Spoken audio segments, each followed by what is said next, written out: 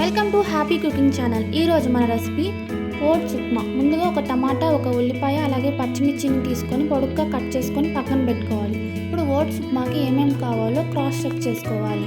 ముందుగా కట్ చేసుకున్న ఉల్లిపాయ, టమాటా, పచ్చిమిర్చి, అలాగే కొంచెం కరివేపాకు, పోపు దినుసులు, టేస్ట్కి సరిపడా ఉప్పు, ఒక కప్పు ఓట్స్. ఇప్పుడు ప్యాన్ పెట్టుకొని 2 టేబుల్ స్పూన్స్ ఆయిల్ వేసుకొని పోపు దినుసులు, కరివేపాకు వేసుకొని ఫ్రై చేసుకోవాలి. తర్వాత ఉల్లిపాయ వేసుకొని ఫ్రై చేసుకోవాలి.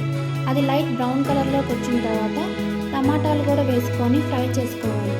ఆ తర్వాత ఇప్పుడు చివరిగా పచ్చిమిర్చి, టేస్ట్కి సరిపడా రాళ్ళ ఉప్పు వేసుకొని బాగా ఫ్రై చేసుకోవాలి.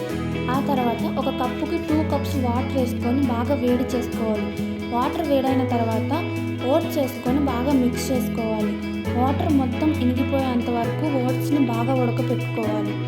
మొత్తం ఓట్స్ అంతా ఉడికిన తర్వాత ఒక ప్లేట్లోకి తీసి పెట్టుకుంటే ఓట్స్ ఉప్మా రెడీ.